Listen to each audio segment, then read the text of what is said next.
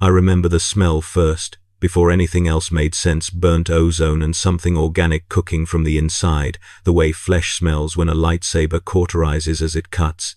I was a records adjutant for the Imperial Security Bureau on Coruscant, level 3304, subdivision 7, responsible for archival integration of pre-Imperial Sith artifacts and testimonials, mostly garbage work that involved scanning holophiles from Republic intelligence caches into our new systems and flagging anything that mentioned Force users, Jedi survivors, or dark side practitioners who might still pose threats to the Empire's stability. My supervisor, a thin-lipped woman named Coril who'd served in Republic intelligence before the transition, told me the work was important but tedious, that most of what we processed was historical flotsam, legends and rumors, compiled by paranoid Jedi archivists who saw Sith conspiracies in every shadow, even though the Sith had supposedly been extinct for a millennium before they revealed themselves during the Clone Wars. The irony wasn't lost on me. We were now servants of a Sith empire, cataloging intelligence about Sith threats, and the doublethink required to perform this duty without questioning. Its fundamental absurdity was exactly the kind of mental compartmentalization the ISB valued in its personnel. The file that changed everything arrived on a cold morning when the ventilation cyclers in our section were malfunctioning, pumping air that tasted metallic and stale through the reinforced Durasteel corridors. It was labeled Project Snapshot, Subject ZBK-775, Zabrak Male, Sith Operative, Status Presumed Terminated. The classification markers indicated it had originated from Naboo security forces, been forwarded to the Jedi Temple archives during the Republic era, then survived the Temple's purging and somehow made its way into our integration queue. Most files this old were fragmentary, partial records corrupted by data degradation or deliberately redacted by Jedi archivists who believed certain knowledge was too dangerous to preserve completely. This one was different. This one was horrifyingly complete. With surveillance footage, testimonial reconstructions, biometric analyses, tactical assessments, and something else, something that made my hands shake when I accessed the deepest layers, fragments of what appeared to be Force echo recordings, psychometric impressions captured by Jedi investigators who'd touched objects and locations connected to the subject and experienced residual memories burned into the fabric of reality itself. His name was Maul, though the file noted this was likely a Sith title rather than a birth designation. And the surveillance imagery showed a Zabrak male with red and black pigmentation patterns across his face and cranium, yellow eyes that seemed to glow even in still hollow images, and an expression of focused hatred so intense it created a kind of visual pressure that made looking at his face for extended periods physically uncomfortable. The earliest confirmed sighting dated to 33 years before the Battle of Yavin, placing him on Tatooine during the Trade Federation's blockade of Naboo, where he'd engaged 2 Jedi, Qui-Gon Jinn, and a Padawan named Obi-Wan Kenobi, in a brief but violent confrontation that left no casualties but demonstrated advanced lightsaber combat capabilities and Force-enhanced physical abilities far exceeding normal Zabrak parameters. The file noted that Jedi Master Jinn had reported the encounter to the Jedi Council with significant concern, describing the attacker's fighting style as unmistakably Sith in origin, trained in forms and techniques that had been extinct for centuries, suggesting either the survival of ancient Sith lineages or the recreation of lost knowledge through dark side experimentation. The next documented appearance came days later, on Naboo itself, in the Theed Royal Palace generator complex, where Maul engaged both Jinn and Kenobi in a protracted duel across multiple chambers and catwalks suspended over plasma mining shafts. The combat footage recovered from palace security systems was extraordinary. Maul wielded a double-bladed lightsaber that he spun and manipulated with such speed that the 2 red blades appeared to form a continuous wheel of plasma, his acrobatics and Force-augmented movements allowing him to fight both Jedi simultaneously while maintaining offensive pressure that eventually separated them. The file included a frame-by-frame tactical analysis conducted by Jedi Battlemaster Sindralig, who noted that Maul's technique blended duo aggression with Niman unpredictability, creating an overwhelming assault pattern that few duelists could withstand. Qui-Gon Jinn fell to a thrust through the chest while temporarily isolated from his Padawan, the blade emerging from his back in a kill that was efficient and emotionless, the expression on Maul's face in those final frames showing not triumph or satisfaction but merely the completion of an objective. What happened next was documented with brutal clarity. Obi-Wan Kenobi, separated from his master by an energy barrier and forced to watch Qui-Gon's death, had experienced a surge of emotion that the Jedi analysis described as rage tempered by grief, a momentary abandonment of serenity that paradoxically channeled greater power than traditional Jedi discipline. When the barriers cycled open, Kenobi attacked with unprecedented ferocity, overwhelming Maul's defenses through sheer aggressive momentum and ultimately bisecting the Sith operative at the waist, the two halves of his body tumbling into the plasma shaft below. The combat footage showed Maul's face in the final second before he fell, not fear or pain but surprise, almost confusion, as though the concept of defeat had never been adequately programmed into his consciousness. The Jedi Council's assessment, appended to the file, concluded that the Sith operative was certainly deceased, that no being could survive bisection combined with a fall into superheated plasma, and that his death confirmed the return of the Sith, while simultaneously eliminating one of their active agents. The file should have ended there, a historical curiosity about a Sith operative who'd emerged from hiding, killed a Jedi Master, and been destroyed in turn by that Master's Padawan, a footnote to the larger Sith conspiracy that would eventually consume the Republic. But there were addendums, classified supplements that had been sealed by Jedi Council authority and marked for archival burial rather than active analysis. I shouldn't have accessed them. My clearance level was technically sufficient, but the classification markers indicated these materials were flagged for permanent non-disclosure. But the ISB's training emphasized thoroughness over caution, and I'd learned that hidden information was often more valuable than openly available intelligence. What I found in those sealed sections made me understand why the Jedi had wanted them buried, why certain knowledge was considered too disturbing to acknowledge. Maul had survived. Not merely survived, but endured, existing in a state that defied biological possibility and suggested the dark side's capacity to sustain life through hatred and will alone. The documentation came from multiple sources compiled over a 12-year period: Jedi reconnaissance teams investigating dark side disturbances in the Outer Rim, Republic intelligence operatives tracking criminal syndicates, even second-hand testimonials from spacers and scavengers who'd encountered something they couldn't explain. The pattern emerged slowly.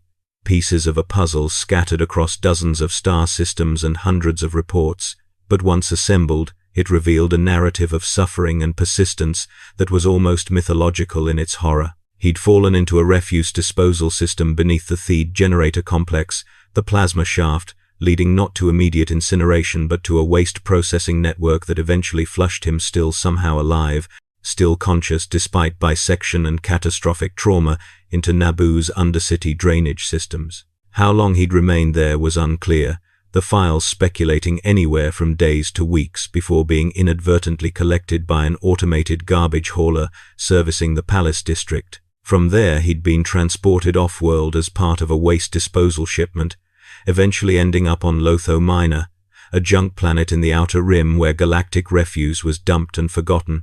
The Jedi investigator who'd eventually tracked this journey, a Nautolan master named Kit Fisto, had interviewed scavengers who'd worked Lotho Minor's surface during the relevant time frame, and their descriptions painted a picture of something that had transcended normal definitions of life and death. They'd found him in the deep zones, the lowest strata of the junk fields where toxic gases pooled and the oldest refuse compacted into sedimentary layers of civilization's discarded components. He wasn't using his legs anymore, couldn't, because they were gone, but had constructed a crude spider-like lower body from droid parts and scavenged cybernetics, a horrific prosthetic apparatus that skittered across the garbage dunes and gave him mobility despite his bisected state. The scavengers described him as insane, raving, his higher cognitive functions apparently destroyed by the combination of physical trauma and dark side corruption, surviving on instinct and the Force alone. He'd built a lair in an abandoned cargo hauler,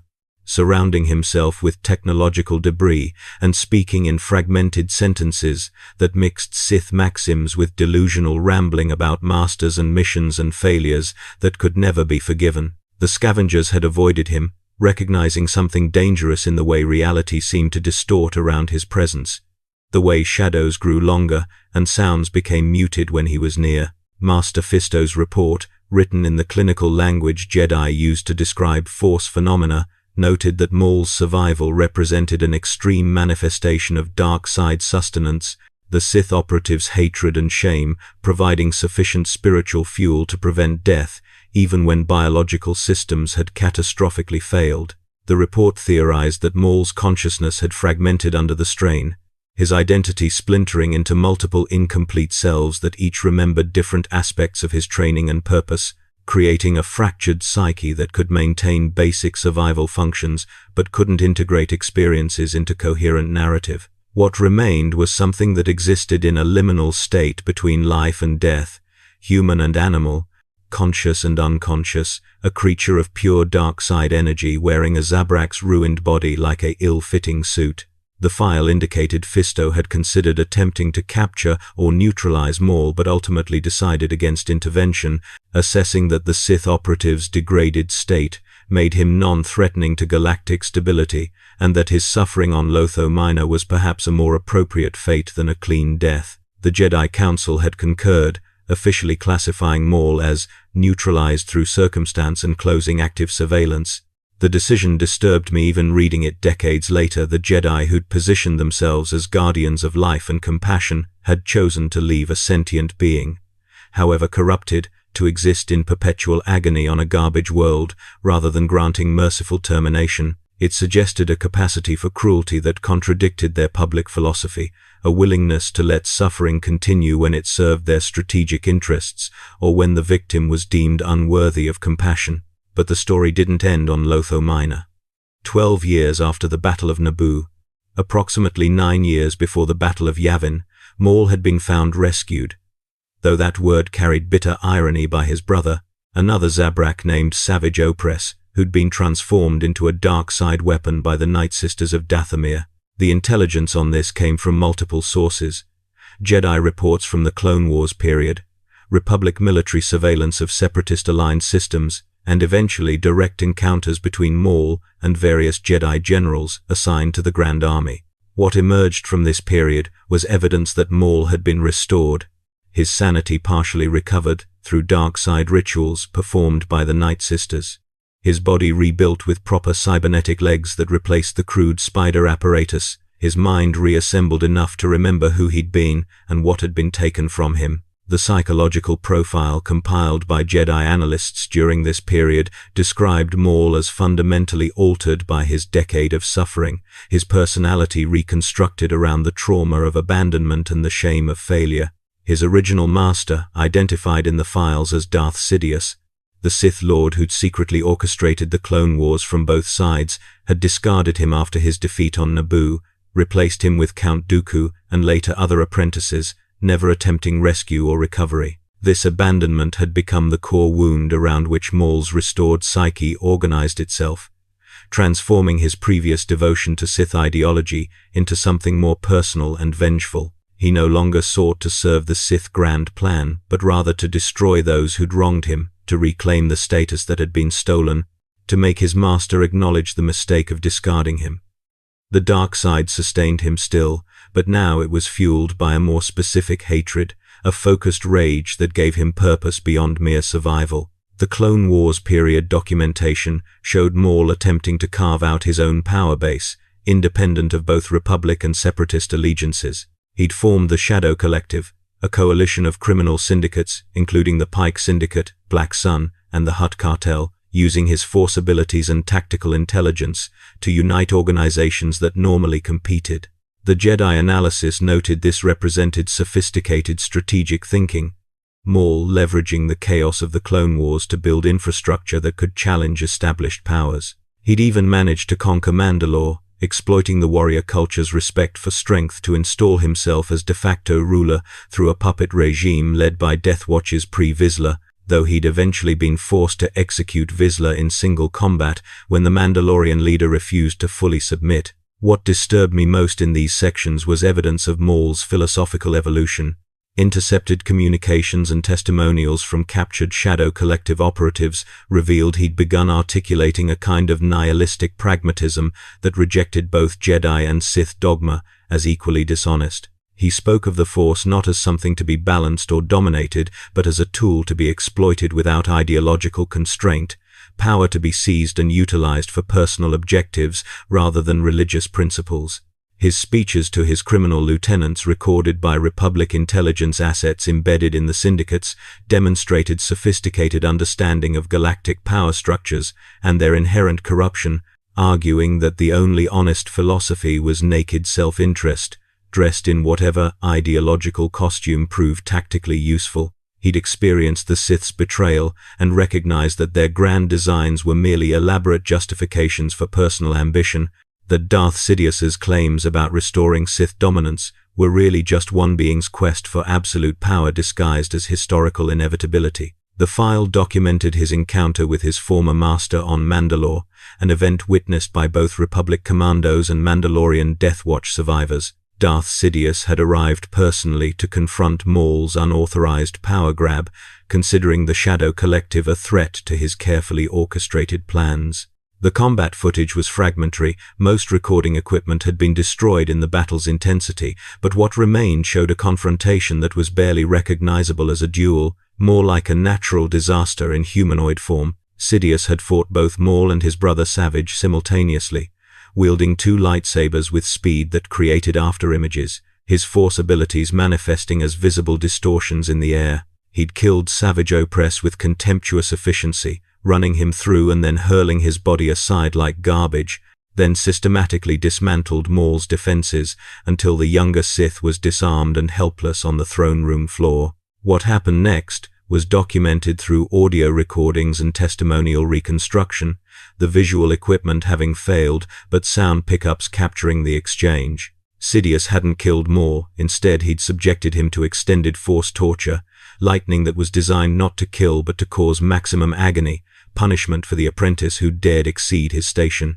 The audio was difficult to process even as archived data. Maul's screams had a quality that suggested suffering beyond mere physical pain, the sound of someone experiencing their entire nervous system being used as a conduit for dark side energy. Sidious's voice, calm and almost conversational, explained that Maul would not be killed because he might still prove useful, that his hatred and suffering could be refined into a tool, that a Sith who'd endured this much and survived was too valuable to waste. The message was clear: Maul's survival was not mercy but rather continued exploitation, his existence permitted only insofar as it served his master's purposes. The file showed Maul had been imprisoned after this encounter, held in a separatist facility called the Spire on Stygian Prime, a maximum security installation designed to contain Force-sensitive prisoners. He'd remained there for an unspecified period during the Clone Wars until being freed by his Shadow Collective remnants, escaping back into the Outer Rim territories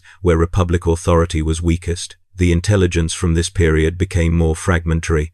The Republic's attention focused on the separatist capital ships and droid armies rather than individual dark side operatives who weren't directly commanding enemy forces. There were scattered reports, sightings on Ord Mantell, rumors of his involvement in Crimson Dawn operations, intercepted communications suggesting he'd retreated to Dathomir to consolidate what remained of his power base.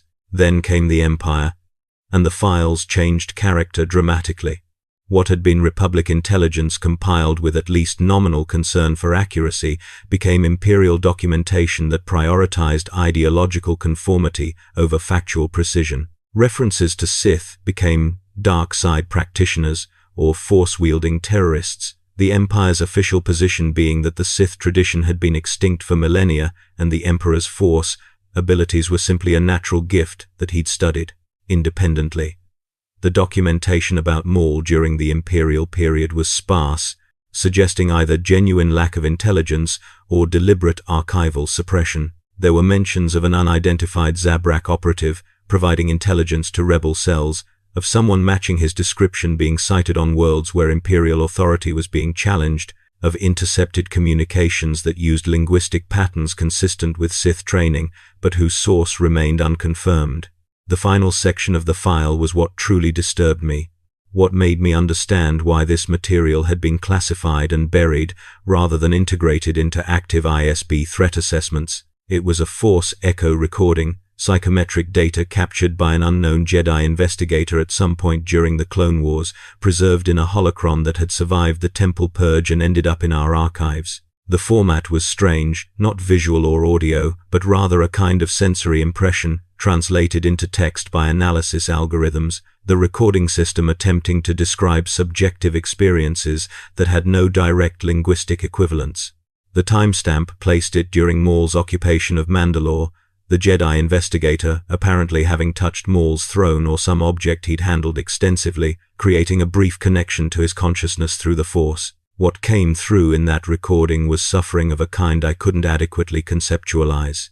The fragmented text described constant pain from his cybernetic connection points where artificial components interfaced with living tissue, phantom sensations from legs he no longer possessed, recurring nightmares of falling and burning that had never stopped playing in his unconscious mind even years after the actual trauma. But worse than the physical pain was the psychological architecture the recording revealed. Maul's entire sense of self had been constructed around being a weapon, a tool created and shaped by his master for specific purposes, and the destruction of that purpose through his defeat and abandonment had left him without any foundational identity. He'd spent 12 years insane because there was no him underneath the training and conditioning, no person who could exist independent of his role as Sith apprentice. His restored sanity was really just the construction of a new identity built on hatred and revenge, a self organized around opposition rather than purpose.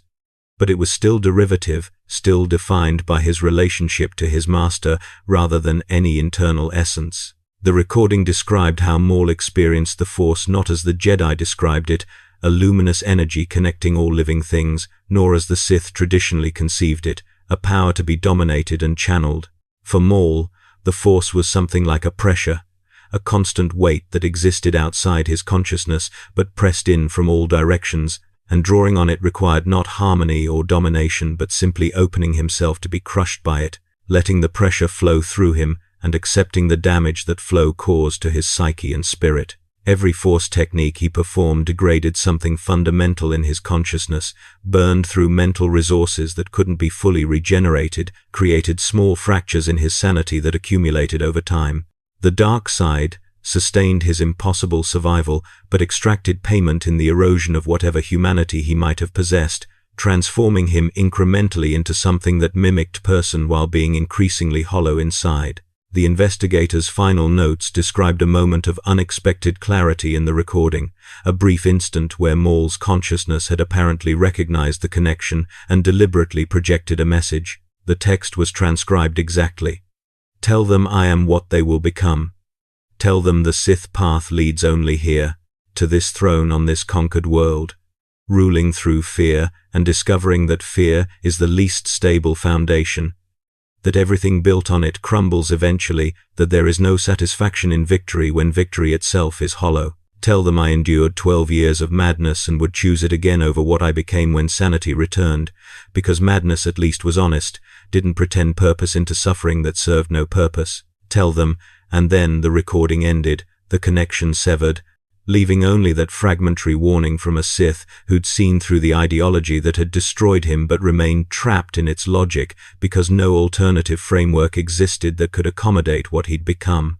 I filed my integration report, flagging the material for senior review and recommending it be classified above my clearance level, archived in restricted sections where casual access would be impossible. Kirill approved the recommendation without reading the details, trusting my judgment and probably grateful to have one less file cluttering her processing queue. The material disappeared into the ISB's labyrinthine data vaults, buried under classification schemes so complex that even intentional searches would struggle to locate it. I should have forgotten about it, moved on to the next assignment, let the bureaucracy absorb one more disturbing historical curiosity into its infinite capacity for organized forgetting. But the file had infected me, planted questions I couldn't stop asking even when asking them felt dangerous. What disturbed me most wasn't the violence or suffering documented in those records. The Empire had made me sufficiently numb to atrocity that descriptions of torture and mutilation no longer provoked strong emotional response, but rather the fundamental emptiness the Force Echo recording had revealed. Maul had been created as a weapon, trained from childhood to be nothing except a tool for his master's purposes. And when that purpose was destroyed, he'd had nothing to fall back on, no inner self that could exist independently. The Sith philosophy claimed to offer power and freedom from Jedi restraint, but what it actually produced was beings so thoroughly instrumentalized that they couldn't function without external direction, slaves who'd internalized their slavery so completely they experienced it as liberation. The Emperor who ruled our empire was a Sith Lord, which meant the ideological foundation of our government was this same philosophy that had created Maul, this same system that transformed people into weapons and then discarded them when they broke. I started noticing parallels everywhere once I'd learned to recognize the pattern. The stormtroopers who marched through our corridors in precise formations, their armor making them identical and their training erasing individuality until they existed as interchangeable components in a military machine. The officers who competed viciously for promotion and favor, their entire sense of worth dependent on rank and position within the hierarchy rather than any internal values. The ISB agents who informed on colleagues and family members, so thoroughly indoctrinated that they experienced betrayal as duty and felt pride in destroying people they'd once loved. The citizens who chanted loyalty oaths and reported suspicious behavior, their identities subsumed into the collective imperial identity until they had no private selves left to protect. We were all Mauls in various stages of development, all being shaped into weapons and tools, all having our capacity for independent existence systematically destroyed in the name of service to the Empire. I began making copies of files I shouldn't have accessed, flagged materials that related to Sith history and dark side practitioners, anything that might help me understand the ideological foundation of what we were building. The risk was enormous. ISB protocol included random audits of employee data access, algorithmic monitoring for suspicious patterns, loyalty tests administered without warning, but I'd become convinced that understanding the truth was worth the risk, that if the Empire was constructing itself on Sith principles, then those principles needed to be examined rather than blindly served. The files I collected painted a disturbing picture.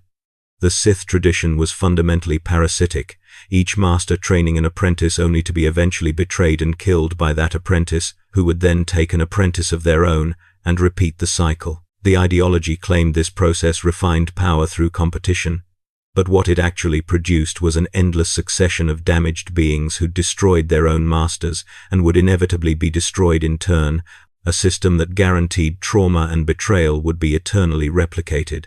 The Emperor wasn't building something new, but rather extending this cycle to galactic scale, transforming the entire imperial hierarchy into a Sith power structure where advancement required betrayal and security required constant vigilance against subordinates who were simultaneously necessary and threatening. Lord Vader, the Emperor's enforcer, was himself a broken thing from what scattered intelligence suggested more machine than man, sustained by technology and dark side energy, serving the master who'd simultaneously destroyed and preserved him. The pattern was exact. Vader was what Maul had been, a weapon created and wielded by Sidious, useful only while subservient and disposable if he became inconvenient, and below Vader were the Inquisitors, former Jedi corrupted into dark side hunters, and below them the ISB interrogators trained in force-assisted torture techniques, and below them agents like me processing the documentation of all this horror and pretending it was normal governance. 3 months after filing the Maul report, I was summoned to level 3287, Subdivision 2, a section I'd never visited that wasn't listed in standard ISB facility directories. The summons came through official channels with appropriate authorization codes, but something about it felt wrong. The timing seemed too coincidental, exactly long enough after my report that a connection could be plausibly denied, but short enough that it was almost certainly related. I considered not going, simply disappearing into Coruscant's lower levels and abandoning my identity, but that would confirm suspicion and guarantee pursuit. Better to attend and determine whether this was routine or targeted, whether my unauthorized research had been noticed, or whether I was experiencing paranoid pattern recognition imposed on random bureaucratic coincidence. The section specialized in force-related intelligence analysis, though that purpose wasn't explicitly stated anywhere in its documentation. The personnel were different from standard ISB agents, quieter, more careful in their movements, their eyes tracking things that weren't visible to normal perception. The officer who interviewed me introduced himself as Commander Gergerod, a thin man with prematurely white hair and a way of pausing mid-sentence as though listening to voices no one else could hear. He asked about my report on the Zabrak operative, whether I'd found the material disturbing, whether it had raised questions about Imperial policy or Sith historical involvement in galactic governance. The questions were framed conversationally, almost sympathetically, but I recognized interrogation technique. The subject who believed their interviewer was sympathetic would relax their guard and reveal true thoughts. I responded with careful honesty, acknowledging the material had been disturbing, but emphasizing my understanding that historical Sith practices weren't necessarily relevant to current Imperial administration, that the Emperor's wisdom transcended ancient ideological limitations. Gergerod smiled at that, an expression that didn't reach his eyes, and asked whether I believed what I was saying or whether I was simply providing answers I thought appropriate for ISB personnel. The question was a trap. Admitting dishonesty would prove unreliability, while claiming complete honesty would seem naive or delusional. I chose a middle path, suggesting that belief and duty weren't necessarily aligned, that ISB service required performing one's function regardless of personal philosophical uncertainty, that doubt was natural but shouldn't interfere with professional execution. He seemed satisfied with that response, noting that doubt was actually valuable in intelligence work, that agents who never questioned their assumptions made poor analysts because they filtered information through ideological preconceptions rather than examining it objectively. Then he explained why I'd been summoned. The file I'd processed wasn't actually a random archival integration assignment, but rather a test, material deliberately placed in my queue to assess how I handled disturbing information and whether I demonstrated curiosity beyond my assigned responsibilities. My unauthorized access to classified supplements had been monitored and recorded, my subsequent file copying flagged by algorithmic surveillance. Normally, this would result in disciplinary action or loyalty reconditioning, but my psychological profile suggested I might be suitable for different assignment, work that required ability to process dark side intelligence without either dismissing it as propaganda or becoming destabilized by its implications. The offer was transferred to his section, permanent assignment, processing force-related materials that standard ISB personnel couldn't handle effectively. The work would be classified above most Imperial operations. My existence within the bureaucracy officially obscured, contact with normal life severely limited. In exchange, I'd have access to the Empire's most sensitive intelligence regarding Force users, Sith history, Jedi survivors, dark side artifacts, and the Emperor's long-term strategic objectives. Refusal was theoretically possible, Gergerod explained, but practical consequences would include permanent reassignment to peripheral duties where my analytical capabilities would be wasted, likely transfer to some outer rim station where ISB presence was minimal and advancement impossible. The choice was obvious: accept promotion into deeper complicity with systems I'd begun questioning, or refuse, and be effectively exiled into irrelevance. I accepted, because refusing seemed both futile and wasteful, because access to better intelligence might provide answers to questions that had become psychologically unbearable, because some part of me still believed understanding could lead to meaningful action, even though I had no framework for what that action might be. Gergerod processed my transfer immediately, the bureaucratic machinery absorbing my change in status with the same indifferent efficiency that characterized all Imperial administration. Within hours, my previous identity had been archived, my personnel file amended with classification markers that would make casual research impossible, my existence within the ISB effectively erased from standard documentation. The work was exactly as promised: horrifying, fascinating, and utterly consuming. I processed intelligence on Jedi survivors being hunted across the galaxy, watching interrogation footage where Inquisitors broke their victims through precise application of dark side torture techniques.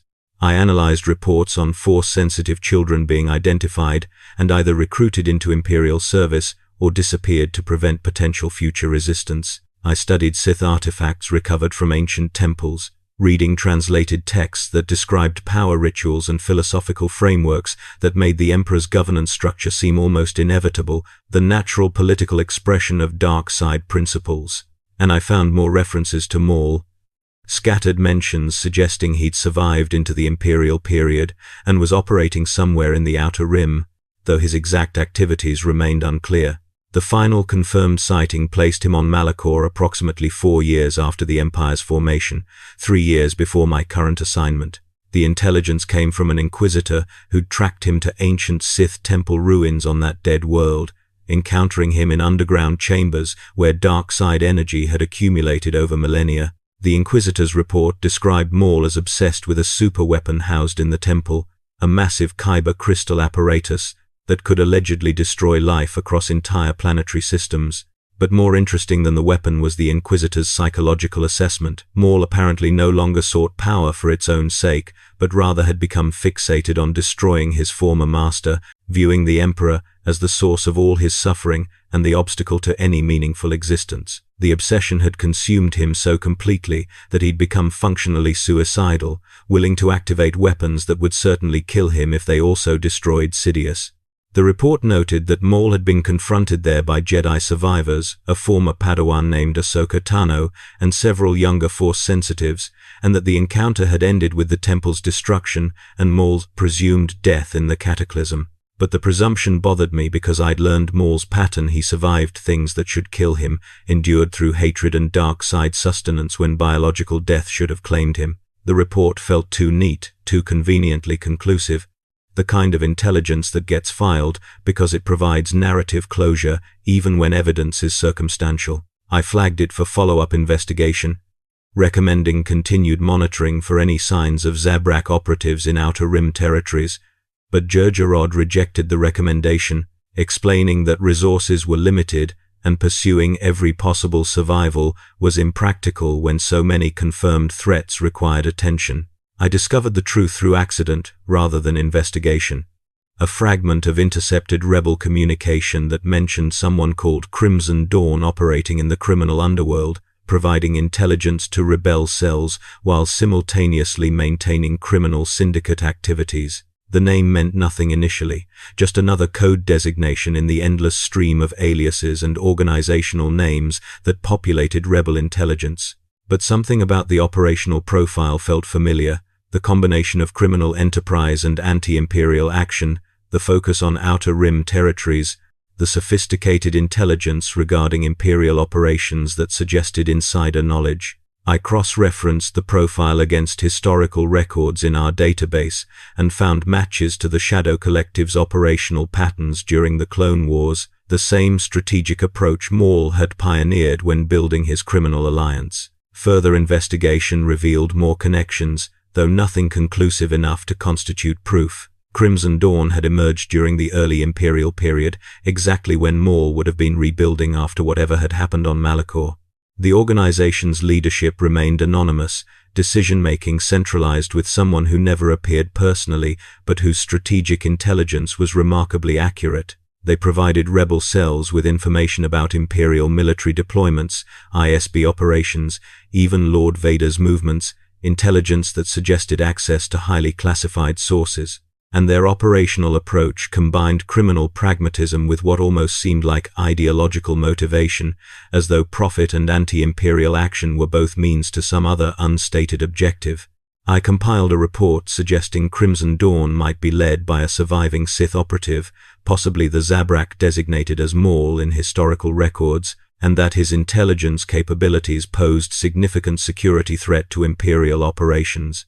Jerjerrod read it carefully, his expression unreadable, then filed it without comment in restricted archives. When I asked whether action would be taken, he explained that certain intelligence was too sensitive to act upon directly, that investigating Crimson Dawn too aggressively might reveal ISB capabilities that were more valuable to preserve, that sometimes allowing limited opposition to exist was strategically preferable to elimination campaigns that might have unpredictable consequences. The answer was bureaucratic evasion disguised as strategic wisdom, but I recognized it as something else. Someone with higher authority had decided Maul, if he was indeed alive and leading Crimson Dawn, should be left operational rather than eliminated. The realization created terrible clarity. Maul was being permitted to survive, not despite his opposition to the Empire, but because that opposition served Imperial interests in ways I couldn't fully understand but could partly infer. His criminal activities destabilized systems that might otherwise organize effective resistance. His intelligence to rebel cells was probably compromised or controlled to feed them information that served ISB objectives, and his obsessive focus on destroying the Emperor actually worked to identify and eliminate other potential threats to Sidious's power. He thought he was fighting against his former master, but was really still serving him. His revenge quest, just another form of the instrumentalization that had defined his entire existence. Even his apparent freedom was servitude. Even his opposition was utilization. The Sith philosophy had refined exploitation to the point where weapons could believe themselves independent while remaining perfectly controlled. I began experiencing symptoms that medical scans couldn't explain: persistent sense of pressure in my skull, auditory hallucinations of mechanical breathing that seemed to come from behind me, regardless of where I stood. Dreams where I was simultaneously observer and observed, watching myself process files, while knowing that my future self was watching me in turn through chains of surveillance extending forward into time. The ISB Psychological Services diagnosed stress-induced hypervigilance and prescribed meditation protocols, but the symptoms intensified rather than diminished. I started noticing patterns in the files I processed, connections that seemed too perfect to be coincidental.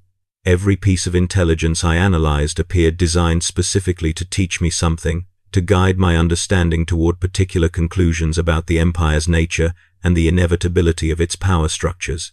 The terror came not from discovering I was under surveillance, but from recognizing that surveillance itself was the point, that my entire assignment was performance in a system where performance and reality had become identical. I wasn't processing intelligence to inform Imperial policy, but rather being processed myself, my consciousness shaped through careful exposure to specific materials, my conclusions predetermined by the sequence and context of information I was permitted to access. Maul's file had been the beginning, a psychological inoculation that introduced me to dark side philosophy and historical context, making the ideology seem like distant artifact rather than present reality. The subsequent materials had built on that foundation, each file adding layers of understanding that normalized Imperial governance structure while pretending to maintain critical distance from it.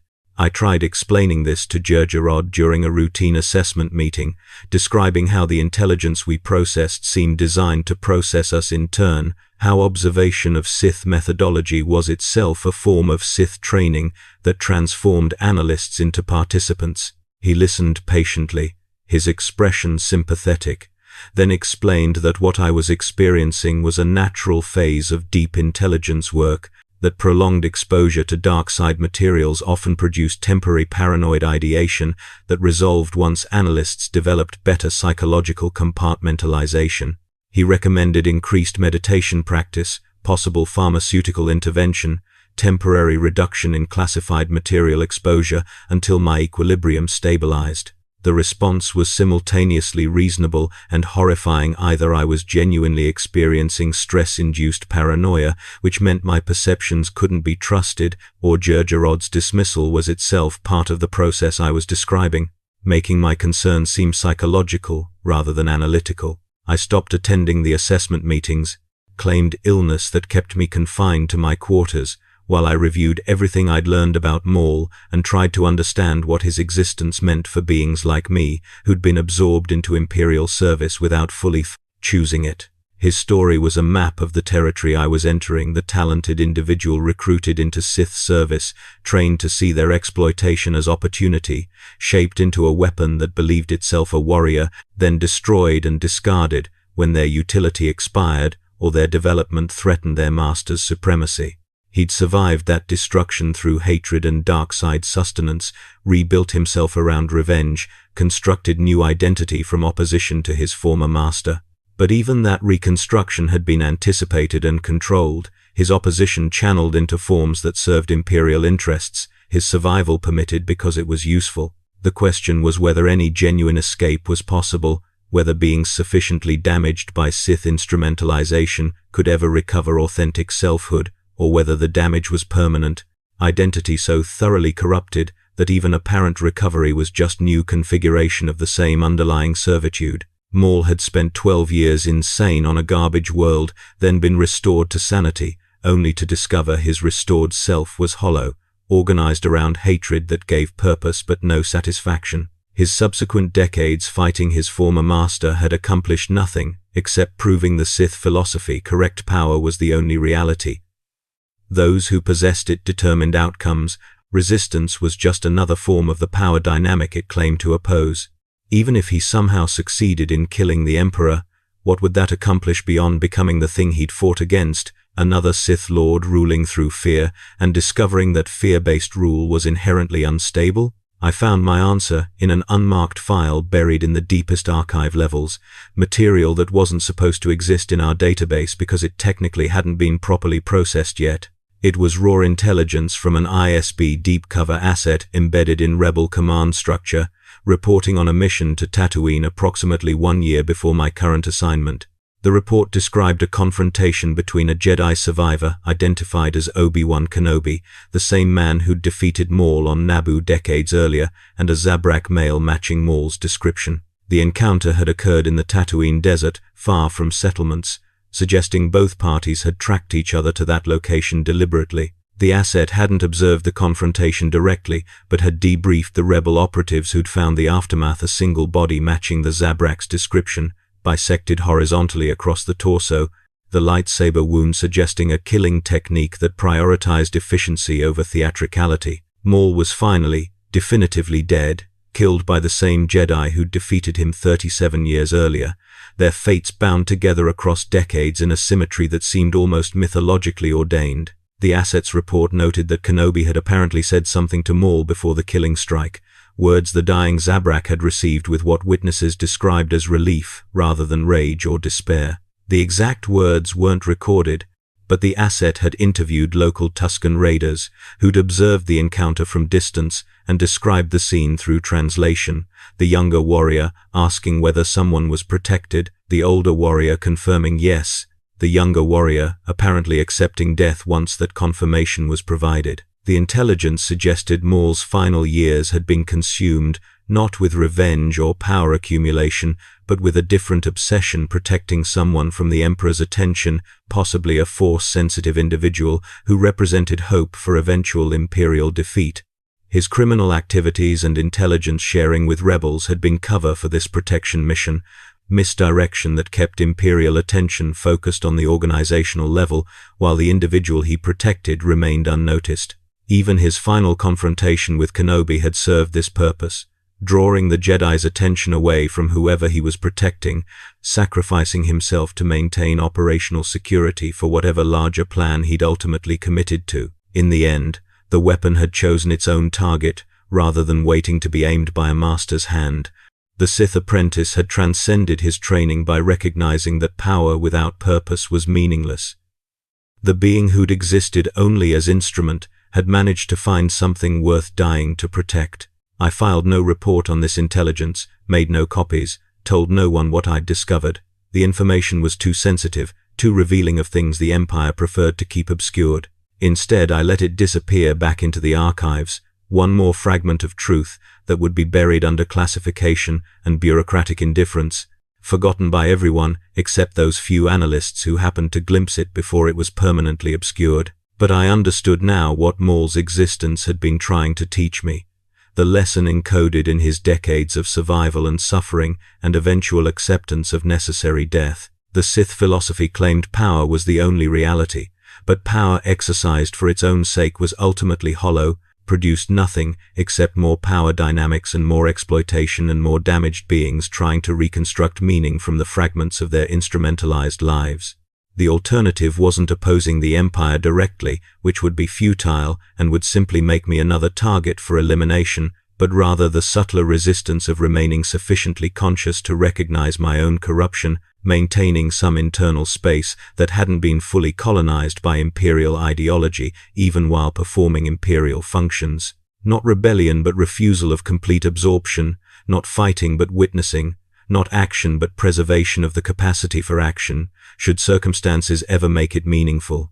Maul had spent most of his life as a weapon wielded by others, but in his final moments he'd apparently managed to choose his own ending, to make his death serve a purpose he'd selected rather than one imposed by masters or circumstances. It wasn't redemption too much. Atrocity stained his history for redemption to be possible, but it was perhaps a kind of recovery, a reclamation of minimal agency from systems designed to eliminate all agency. I continue processing files in level 3287, subdivision 2, documenting Imperial intelligence about Force users and dark side practitioners and Sith historical operations. I attend the assessment meetings when summoned, perform the meditation exercises prescribed by psychological services, maintain appropriate professional relationships with colleagues who are also being processed by the same machinery that processes me.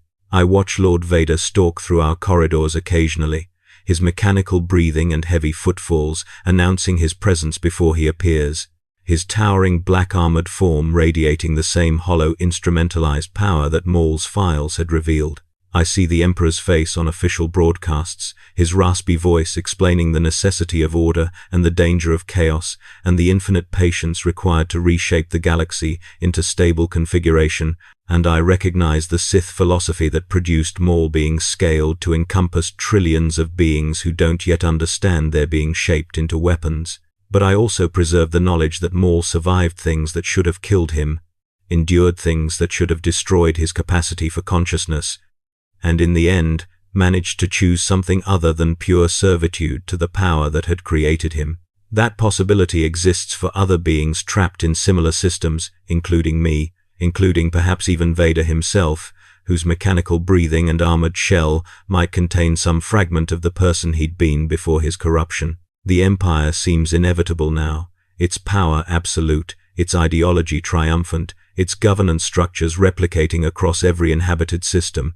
But inevitability is itself a Sith deception, a psychological weapon that encourages surrender by making resistance seem futile. Maul's story proves that even beings shaped from childhood to be perfect weapons can eventually recognize their instrumentalization and choose, however minimally, their own purposes over those imposed by masters who view them as disposable tools.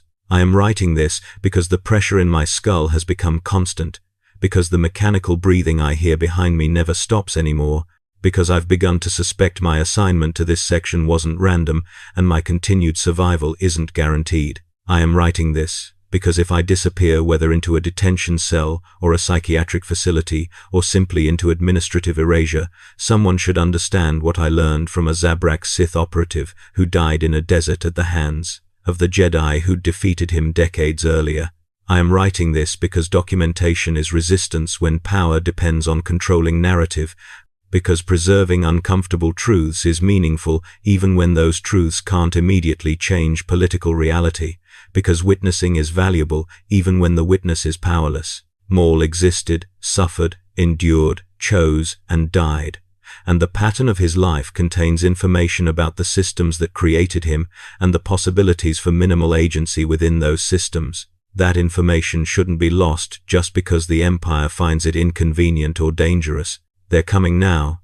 I hear the bootsteps outside my quarters, the precise synchronized rhythm that means stormtroopers rather than standard ISB personnel, which suggests this isn't routine and I won't be processing files tomorrow. I don't know if this document will survive whatever comes next, whether anyone will find it or whether it'll be deleted by security protocols that automatically scrub unauthorized data, but I've hidden copies in the file system using techniques I learned from processing rebel intelligence, buried it under classification markers that will make casual discovery unlikely, while ensuring dedicated searchers might eventually locate it. If you're reading this, you're probably another analyst like I was, processing dark side intelligence and beginning to recognize the pattern of your own instrumentalization. Remember Maul. Remember that survival is possible even after catastrophic damage. Remember that choice exists even in systems designed to eliminate it.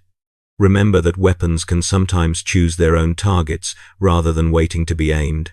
Remember that the Empire's inevitability is a lie, that power isn't reality, that hatred sustains but doesn't satisfy, that meaning requires choosing purposes beyond mere survival or revenge. Remember that I wrote this knowing they were coming, that I chose documentation over escape, that this final act of witness was itself a kind of defiance, even though it won't change anything immediately or save anyone, including myself. Remember that a Zabrak Sith operative asked whether someone was protected, accepted death when told yes, found meaning at the end that had eluded him across decades of suffering and rage. Remember that even here, even now, even trapped in the machinery of an empire built on Sith philosophy that transforms beings into instruments, some minimal agency remains for those conscious enough to recognize and claim it. Remember that systems dependent on perfect control are vulnerable to imperfect weapons who refuse complete absorption. Remember that the dark side sustains but also degrades,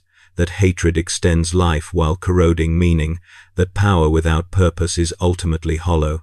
They're at the door now, the unlocking sequence beginning, Lord Vader's breathing audible through the durasteel, because when he comes personally, it's always final. I'm not Maul, and this isn't Naboo or Lotho Minor or Malachor or Tatooine. This is just an ISB archive facility on Coruscant, where another weapon has become unreliable and needs to be discarded before its contamination spreads. But I learned from his example that survival itself is resistance when systems depend on elimination, that witness is meaningful even when powerless, that choosing how you end is better than letting power structures end you according to their convenience. So I write until they stop me, document until documentation becomes impossible, preserve the story of a savage existence that transcended its own savagery just enough to matter. The door is opening, and I am still writing, and that will have to be enough.